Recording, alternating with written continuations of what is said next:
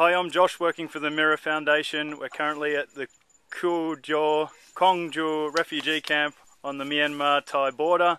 This is Belle's Angels, and they're briefly going to explain what we've done here for the last week. Belle, over to you. Hey, we've been here since Monday. It's now Thursday evening, and over the last few days we've been building these water tanks. These are water filters. Can you guys get out? We can't see. Out of the way. Come on. So everywhere around the village they have, over to this side, they have these really old water tanks which have really dirty water in, and it's where they wash and bathe and everything. So we've been installing these water filters alongside them so that they can have drinking water available too, and cleaner water to wash with. Do you want to introduce the Belle's Angel as part of the outdoor crew? This is part of the outdoor crew for the Mirror Foundation. This is Emily. She's 2 weeks into her stay at Mirror Foundation. We then have Ellen, who is finishing this week with me. She's been here for a month. And then Enna here, who's also been here for a month. And these two lovely ladies? These are Thai interns, The Thai interns will help you out in the indoor and the outdoor projects.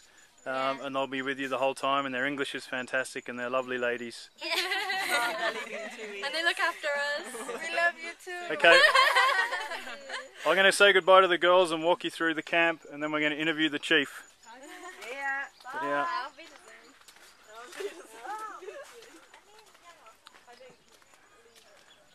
Gives you a good view of what the refugee camp is like. Apparently they can't. They're here because they left Myanmar or Burma because of civil unrest, but the chief will explain some more later. And they're on the border. They're in Thailand, but they haven't got citizenship. So basically what they can do here is they get a little bit of funding from the government, the Thai government. They get a little bit of funding from foundations like the Mirror Foundation, and they can build bamboo huts. But they can't build concrete foundations. There's Enna running because she doesn't want to walk to the temple.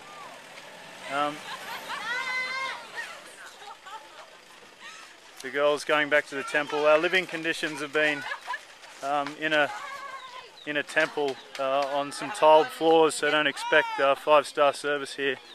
But it is what it is. You'll have a few little mats and mosquito nets. This is a little local soccer game. There's about 300 refugees here. Hello. Hello. All living without citizenship to Thailand. I guess their end goal is to return to Burma. But I guess that's all depends on what the chief decides and when he thinks Burma is okay to take his people back. So you see the kids here in the street, little bamboo huts just on dirt floors. Or bamboo floors. They don't have too much food here. There's no hospitals. There's a couple of hours away is a hospital. A lot of the women do a lot of sewing, scarves and dresses to pass time. And all the men, or most of the men and some of the women as well, will work in the fields close by. I'm not too sure how much profit they make out of what they do in the fields, but it's certainly, there's a little shop, it's certainly good hard work for them. Some of the women here are just amazing, stronger than any sort of males I know anyway. They just keep digging and digging and hoeing. Unbelievable. Here's a few Burmese ladies, just sort of kicking back I guess after a day of work in the fields. Hello. Hello. We're just coming up to the chief's house now. Not much of a house, just sort of a bamboo shack again. They can't get onto, can't build any types of foundations here. But it's been a great week. The indoor guys have been working with the local schools and childcare centres, looking after them. And the outdoor guys have been working hard on those water tanks and filter systems, so these refugees have got a little bit cleaner water. So we're kind of at the end of the camp now. If I look around and show you that mountainside there, that's the Thai-Burmese border. So it's, you know, it's probably 1 kilometre away, or a 3/4 of a mile. Let's see if we can find the chief. Chief! Is the chief around? My father is... Your father? yeah. Is he around? Yes, Shan. He's having a shower. Ah, this is the chief's son. Yeah. We were going to have a little interview with him.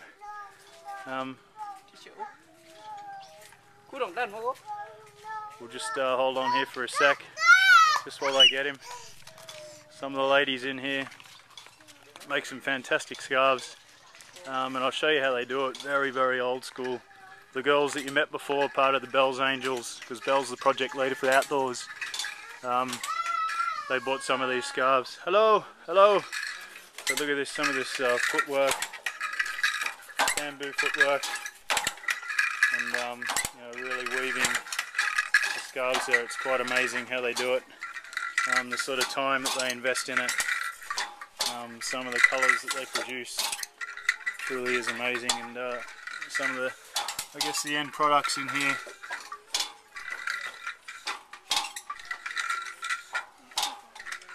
Alright, we'll go out and we'll see if the chief's ready. Unfortunately he's showering, which is not good timing from me, but the water tanks took a little bit longer than expected. Usually a day in the outdoor project, in the refugee camp specifically, would take you,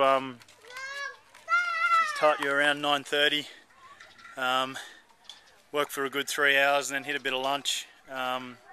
Lunch is pretty basic, rice and maybe some chicken or pork, and then maybe an hour's rest, and then back out and working till sort of the end of the day. You'll see it's on sunset now.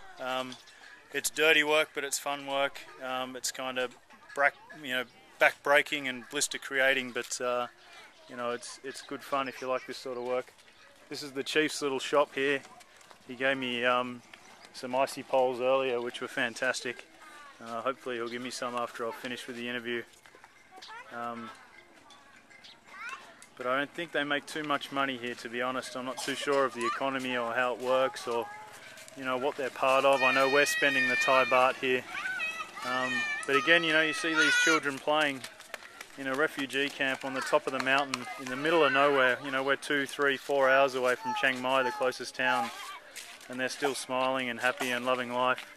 And I'm sure the chief was telling me earlier that that the Thai education system is a lot better than the Burmese education system. So in one way, that's a positive, because his children and all the children of the people here, they're getting a better education than they would be back in Burma. So that's a good thing. If they potentially move back one day, they'll have a better education than the locals, and hopefully they can do some good.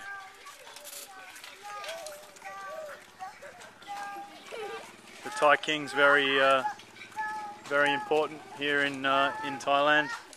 He's very much loved and very much adored, and they really respect him very much.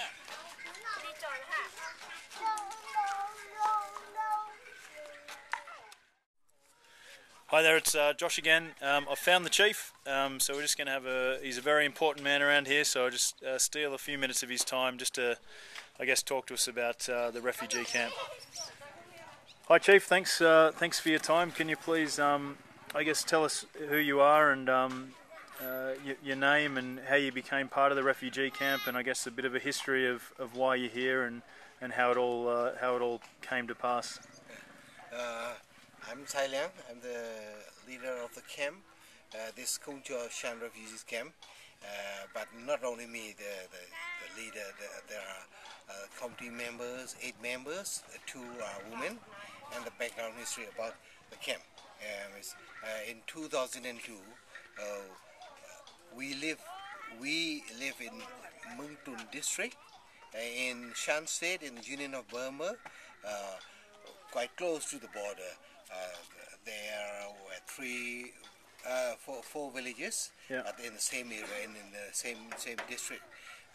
But that area used to be the liberated area of the Shan revolutionary troops. Yep. And in 1996, the area became the area was controlled. The area was controlled directly by Burmese government troops. Yep. Because one leader, he absolutely, one Shan leader absolutely surrendered to the Burmese government, and that area became the control area of the Burmese government troops. Right.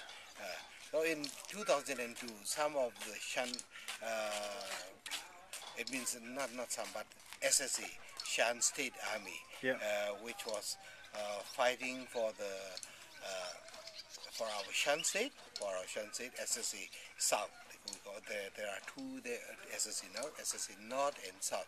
At SSE South, they would like to control again that area again. Yeah. And so they fought against the Burmese troops Burmese government troops in that area. Yeah. That area, and most of the civilians in that area, it means that from 4 villages, the civilians, they were Shan, mainly Shan, Right. and some Chinese also. So the Burmese government troops, they thought that we supported SSE. Right. Actually, the civilians, however, wanted to live peacefully in our own villages, but Yeah. they suspected that the Burmese government troops, they suspected that we supported SSE South, so they launched their heavy guns into our villages, and they arrest some of our some civilians, and they kill also. So it's normal that some of the civilians also died in fighting. Yeah. But This is 2001. 2002. 2002. Wow. 2002. But only one girl died in the fighting. Yeah. But 12 men were killed. Not in the fighting, but because they. The Burmese troops, Yeah. government troops, thought that these people wanted to support SSE, or they might be the member of SSE. That's Yeah. only they thought. It was not true. So they killed, and also they destroyed our houses, and they took all our belongings, such as the light trucks, Yeah. the households, food, domestic animals, and it means that it was impossible for us to stay in our native in our villages. So we had no choice, and so we had to cross the border into Thailand. Yeah. In 2002. And when we first came, we had to live in one Shan Buddhist temple around here, and we had only one kitchen for the whole community. Wow. And how many people did you have when you first came? 636. 636. 636 people. And after then, this land belonged to another Shan Buddhist temple, and the monks were also Shan, and the temple committee Yeah. members were also Shan. So they allowed us to come and stay here in 2003. The same situation that we had to live in a very long plastic stands, and only one kitchen for the whole community, and for another 1 year. And after then, by the support of TBBC, Thai Burmese Border Consortium, Yep. and we are able to build individual buildings, but we are not allowed to, till now we are not allowed to use to build permanent buildings. Right. And we are allowed to use electricity for the public. It means we had only one television for the whole community. Yep. And for sewing and weaving, and for our evening English class. Wow. And to learn computer, we are allowed to use electricity, but not individual. Yeah. Not individual. So we mainly by the support of some NGOs and some foundations, we use solar panels. Yep. For our electricity. It means this is only for 1 or 2 lights for one family, and not for the other purpose. But however, I think you can imagine that this temporary building, it's not good when it's Yeah, got fire, of course. so it's very it will be it will destroy, the fire can destroy the whole village. Yeah. So we have to even the solar panels are very small. To be very careful. And but it's better than using the oil lamps or the candles. So you mentioned the NGOs and the foundations earlier. So obviously I'm representing the Mirror Foundation here, volunteering for them. You know, what would you say the 2 or 3 things we could do as volunteers or as the foundation to benefit you and your people in this refugee camp? You know, be it better education or building materials or water filter systems, or you know, what are the 2 big things that we could do? Oh, that now you have been building the water filters for drinking water. It's very important for us because even it will be not expensive for the people from your country, but for us we can see that it's for some family it's difficult to buy the drinking water, so it's very useful that we can get the drinking water, not only for drinking but for cooking, and also yes, of course. for washing up the dishes, but for washing the clothes you can use the ordinary water, but for cooking and drinking. So you'd need more water filter systems, you think? We think that we need some more. We need some more. We need some more things, and also to support the education. It's also quite important. Yes, of course. Yeah, very important. And would it be fair to say that you're, I guess, not in limbo, but there's 2 things that could happen here. You could decide that Burma is safe to take your people back in, or the Thai government could make you Thai citizens. Are they sort of the 2 options you're looking at here? Because we think that in Burma, even some of the foreign countries they think a lot of changes in Burma, but mostly on papers. And in most of our Shan people, you can see that 73 to 75% of our Shan people, they live in the countryside, and in the countryside the situation is almost the same, and they say they have already agreed for the ceasefire to the ethnic troops, but the fighting is still ongoing in our Shan state and also in Kachin state. And the Burmese military only interested in to show the war, that everything is okay inside Burma. But actually, a lot of things are still ongoing, the same things, especially in the ethnic area. They seize a lot of land. It means the Burmese local military officers and the government cronies, they seize a lot of land, or they buy, but they pay very little money to the farmers, or to the ethnic civilians.